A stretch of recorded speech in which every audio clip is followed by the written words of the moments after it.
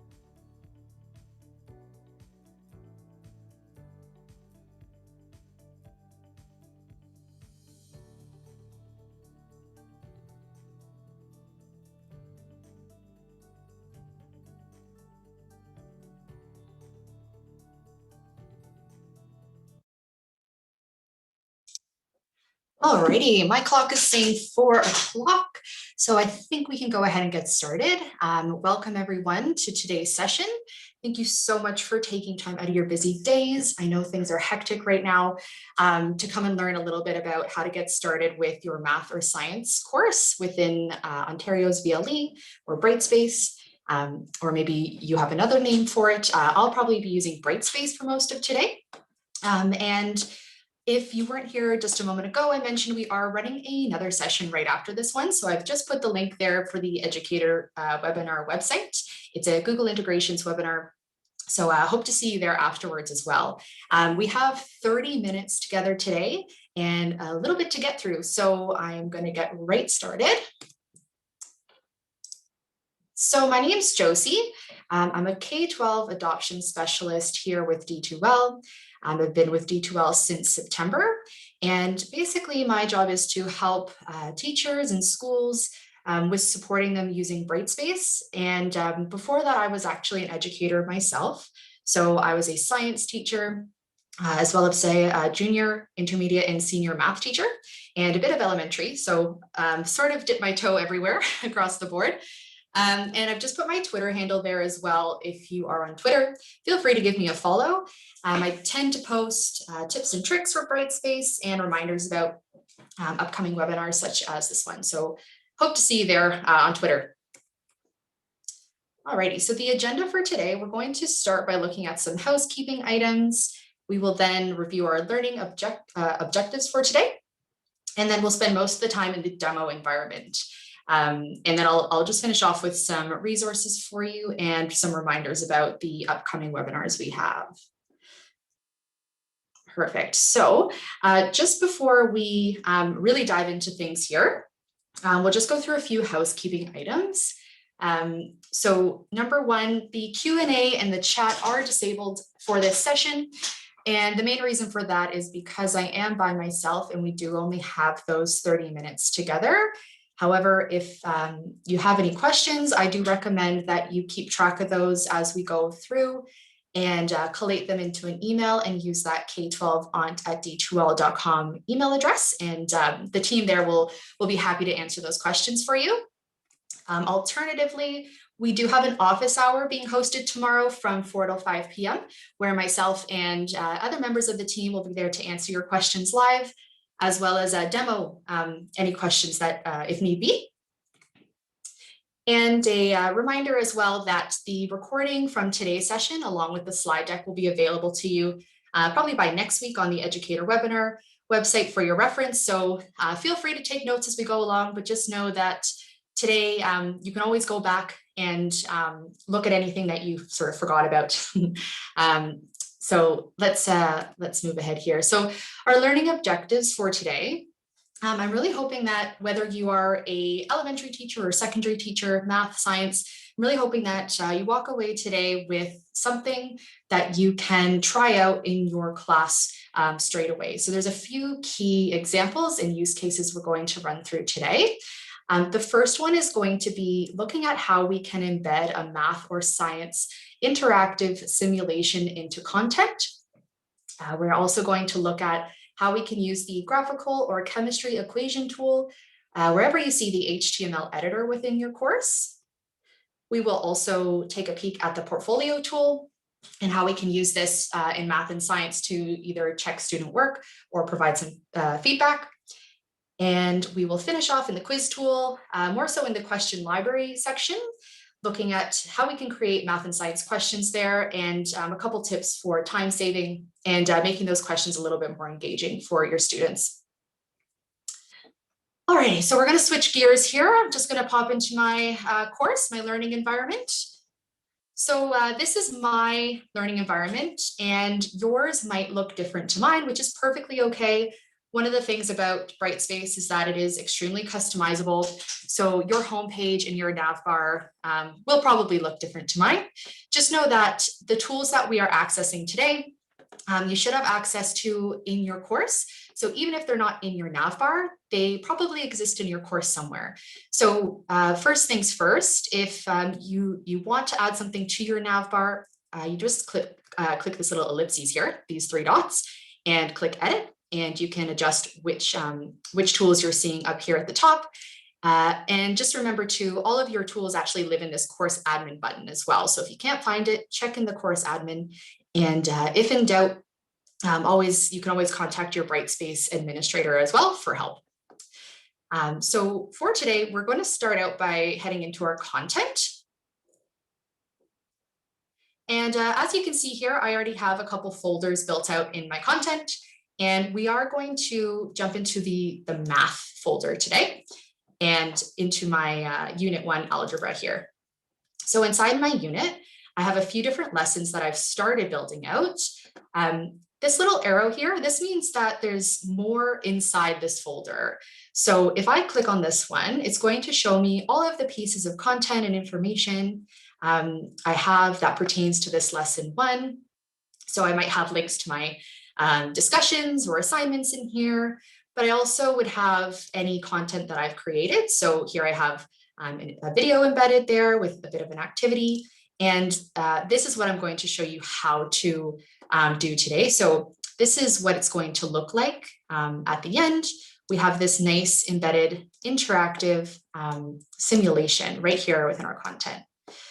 So let's show you how to actually achieve this. And just a bit of a side note here, if you are interested to learn more about how you can structure your content and how you can make that flow nicely and some options for that, we are running a webinar on February 16th that you can sign up for as well. And we'll talk you through all those things. For today, we're going to jump into this empty lesson I have here, my algebra folder. And I've got a couple options here at the top. We've got our add existing and create new. So for today's purposes, we're going to jump right into create new. And as you can see here, I do have a few options of things I can create. But for this simulation, embedding a simulation, we are going to go straight to our HTML document. Okay, great. So here we are in our HTML document, and this toolbar is what we call the HTML editor. So this is going to pop up in a lot of places throughout your course. For example, in announcements, assignments, discussions, even in quizzes as well, for some types of quiz questions. So this is your new best friend. There's lots of fun things we can do with the HTML editor. I'm first of all just going to give this a title because it will make me do that. So let's just call it the algebra simulation. And then I'm going to click in here, and I can edit my text with the sort of standard fonts and colors and sizes and things.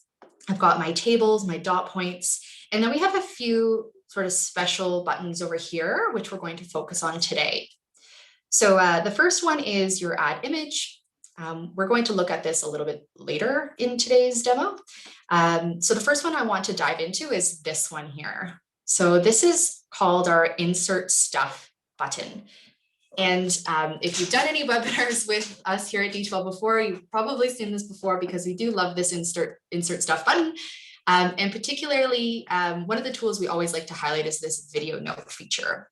I'm not going to demo it today, but basically it allows you to record and embed right into your content a video of yourself talking or demonstrating. Yeah, it's up to 30 minutes and it goes right into your course. Similar, we've got YouTube, so you can use this option to search for a YouTube video or insert a link, and that video is going to embed right into your course. Obviously, very handy for lots of us science and math teachers. I know when I was in the classroom, I was using YouTube quite often. And the one we're going to focus on today is this enter embed code. So I'm going to click on that one. And this is actually when we do need to leave Brightspace for a moment to go grab that simulation.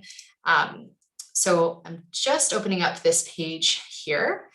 Now, this is a website that was brought to my attention just recently, and I love it. There is so many fun simulations that you can explore on here, and most of which are able to be very easily embedded into our course. I recommend that you maybe jot down the URL, phet.colorado.edu. Of course, the slides and the recording will be made available next week, but if you want to give this a try straight away, again, just take a moment to write that one down. There would be other free simulation websites out there. This is just the one that I've discovered recently that I really like, and I find there's a lot of good variety on this website. So just a quick tour. So here we have our math and science courses. So I'm going to select math for today, and that's going to take me to this page here with a bunch of different tiles with different interactive simulations. Along the left here, you can also filter, but very conveniently, my topic today is algebra. So I'm going to head into this area model algebra simulation. And if you find one that you think looks good for what you're teaching, but you want to give it a try, you just click this play button here. And that'll let you test out the simulation for yourself. What I really like about these two is there are most of them that I've tried so far have a few different options, and it tends to scaffold as we work our way up. And a lot of them end with a fun game as well. So just to give you an idea of what this looks like. So we might have a play around. looks good, whatever it might be. And if you decide that you like it and you want to put it in your course, just hit back. And we want to click on this embed button down here. So I'm going to click on that, and it already highlights this, this code for me. So I just need to right click, copy, and now we can go back to our Brightspace environment. And all we need to do is right click, paste, click next, and it will give us a bit of a preview here. As long as that looks good, we go insert. And now that's inserted into my piece of content. So obviously from first glance, this does not look like the preview that I just saw, but don't worry. Once we click save, that'll fix up for us, and it will look as we saw in the preview. One thing I like about this too is that if you wanted to build your content around the simulation, you can do that. So I'm just using my cursor here, and perhaps I wanted to put some instructions or a bit of an intro here. You're welcome to do that. And yeah, so that sort of brings us to the next function that was on our list of learning objectives. So that's this button here, which is the equation tool. So let's just say we wanted to build out a couple practice problems underneath here for whatever reason. Sometimes that can be tricky to format in a regular old text box. So the equation tool is very, very handy for these maths and science courses. So I'm going to click on this little chevron. There's a few options that it gives us here. So if you are someone who uses LaTeX, you can use this option or MathML as well. For most of us, we're probably going to live in this space using either the graphical equation or the chemistry equation. So I'm going to start by showing you a tour of the graphical equation. So this little box pops up, and you can also make this bigger or smaller if you wish. This has quite a few different tabs going on here. So let's just do a quick tour first. So here's our general tab with more common elements of an equation. We've got our symbols there, arrows, the Greek alphabet, matrices, which can be very life-saving if you're someone who's teaching that course. Just a few more fractions and things, and our sort of sums and unions, and then our calculus and trig tabs as well. For today, we're just going to stick with the basics here. So I'll just demo how we might go about building out an equation. So a common one might be fractions. So we can start with a fraction, and then you just go ahead and type. So I can go, let's just say 2x. And then if I want to put my denominator in there, I just click arrow down. And then if I want to get out of this fraction, I click arrow right, and I can continue adding. So let's just do a pretty basic one here. Maybe we'll do one more fraction, 1/7. Again, just using my arrows to toggle through, and then we can click insert. A couple things to note there. So if you wanted to make multiple equations, you could you could have done all of them in one, or you can make them all sort of separate objects. One thing to note is, as you can see, when I click on this, if I'm trying to edit it, it won't let me right here. I would have to then go back into my graphical equation editor and edit it that way.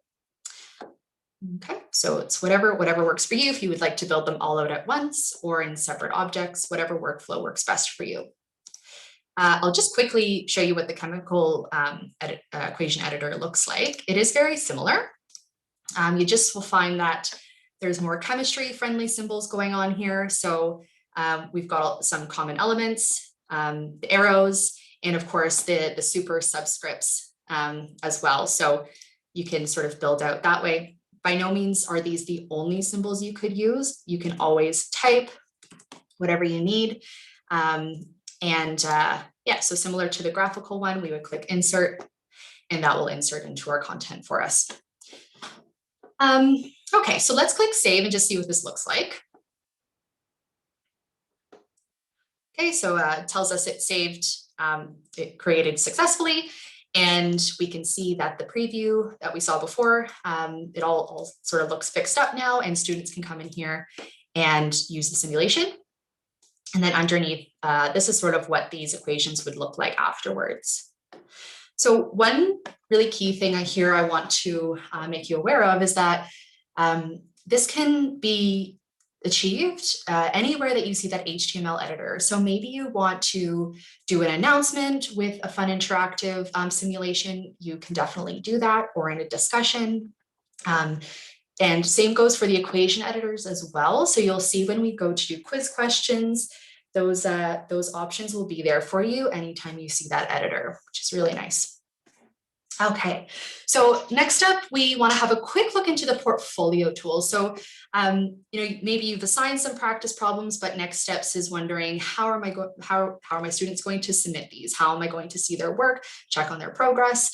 There is lots of different ways to achieve this throughout Brightspace, but I really like the idea of using the portfolio tool to achieve that.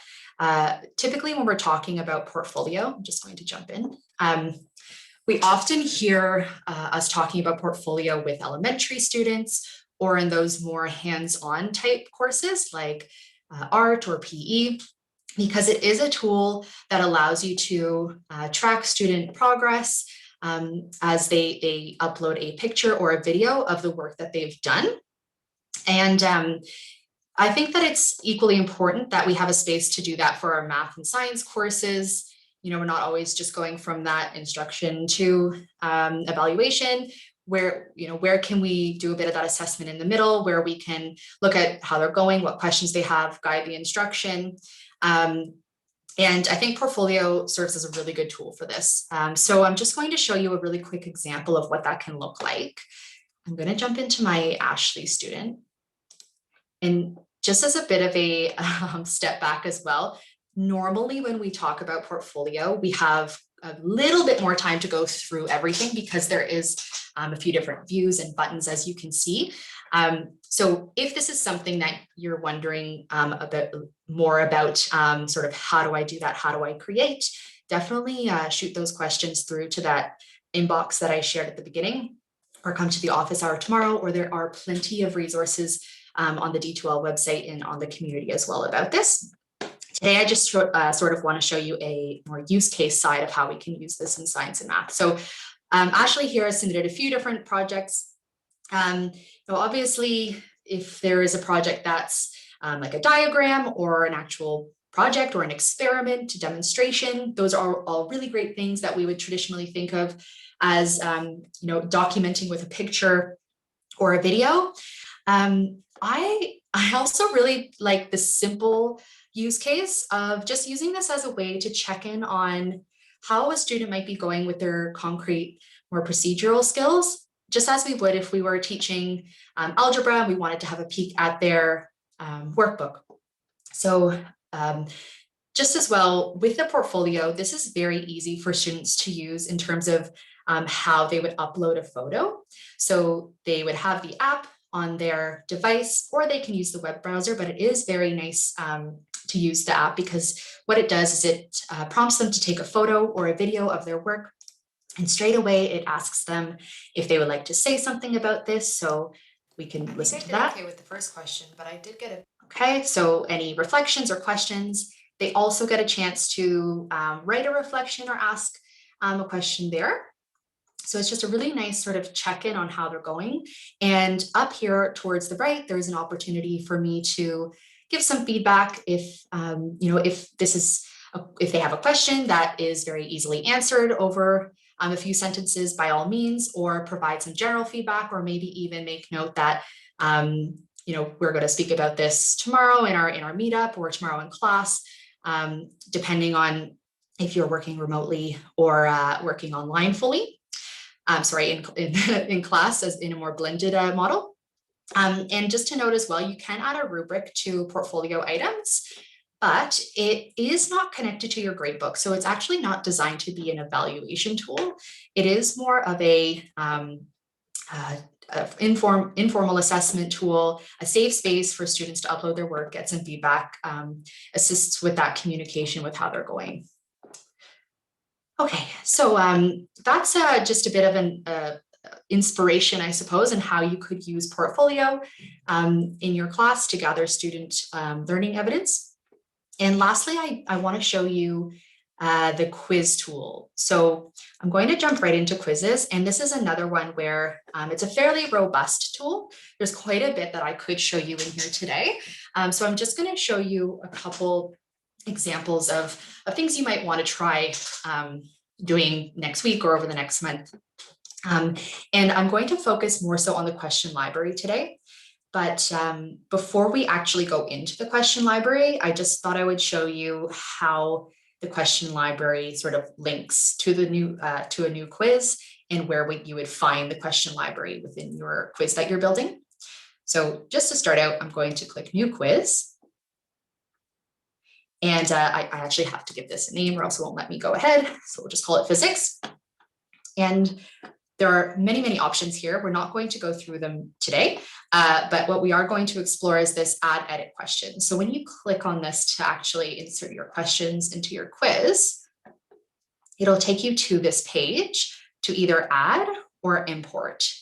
So sometimes we might be tempted to just go add. I know I was when I was first using Brightspace, and there's nothing wrong with this. It's okay for if you are creating something really quickly on the fly, and you would sort of start building your questions out. However, best practice and really what we recommend is clicking the import button and browsing your question library.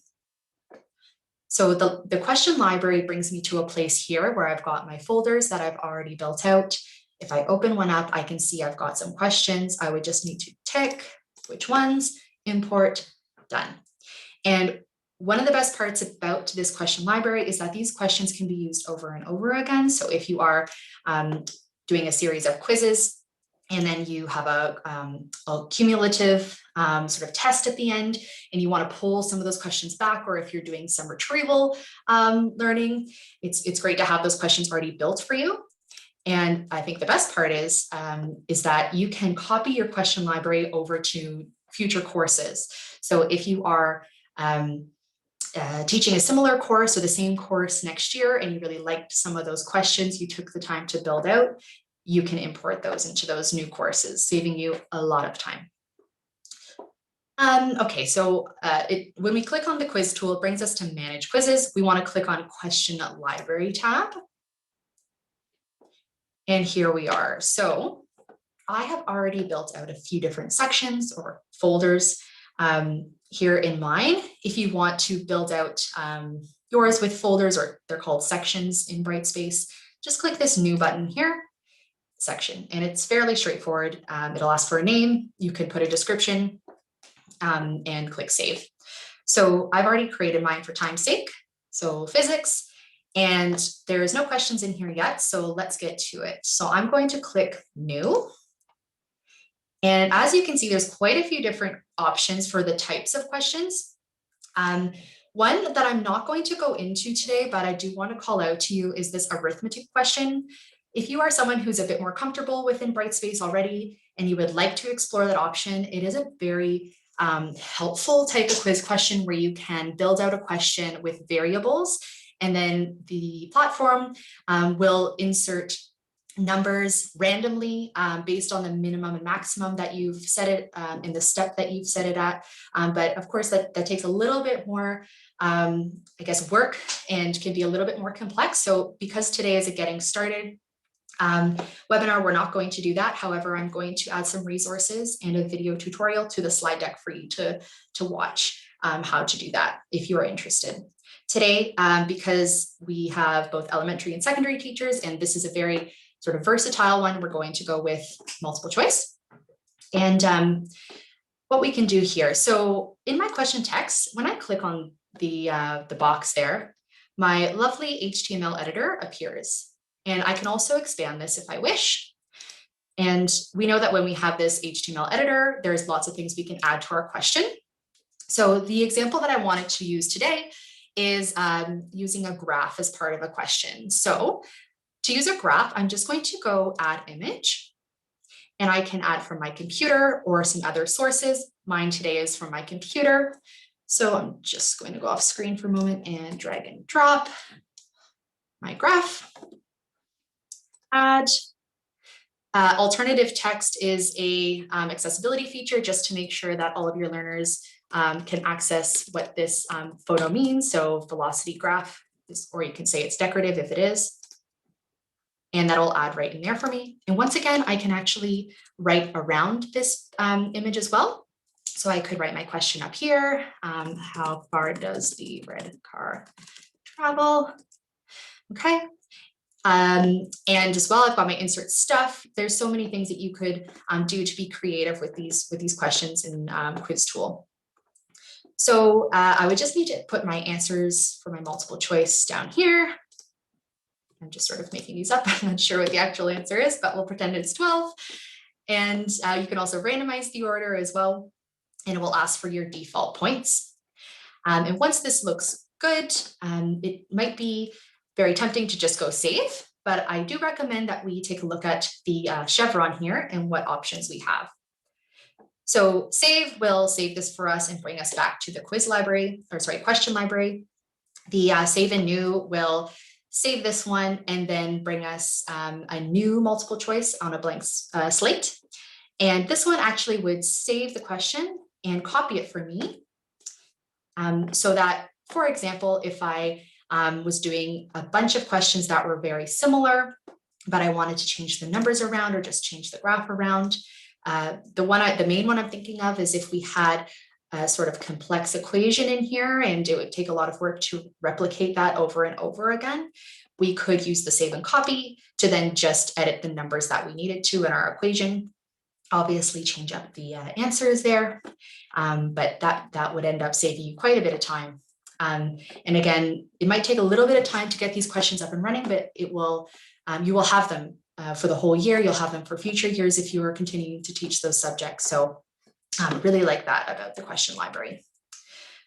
Cancel it there. And that sort of brings us to the end of our demo today. So I am just going to go back into our, have a look at our learning objectives here. My presentation wants to load up. There we go. There we go. So just a quick review. Today we looked at how to embed a math or science simulation into content or anywhere else you see the HTML editor within your course. We looked at the equation editors, both the graphical and chemistry equation editor. We had a bit of a conversation, or I had a conversation with myself about the portfolio tool and how you can use that to check student work in math and science and provide feedback to them. And then we just finished off with learning how to add those questions to question library and a bit of inspiration around some of the options that we could choose there. If you are interested in that arithmetic question, I have a community article that's really helpful here linked, and also a tutorial video that goes through a simple example of how to use that. So definitely check this one out. It's only 2 or 3 minutes long and super useful. And then I also linked our math and science simulation there, as well as some general resources for you to take a look at. And just lastly, again, we have our office hours tomorrow at 4 o'clock for 1 hour, where our team will be answering your questions live. And also there's the opportunity for us to demo those questions for you. And if you're joining us in, we've just ticked over to 4:30. April, my colleague April will be starting her webinar on Google integrations within Brightspace. So once again, thank you so much for coming along today, and hopefully we'll see you again soon. Thank you.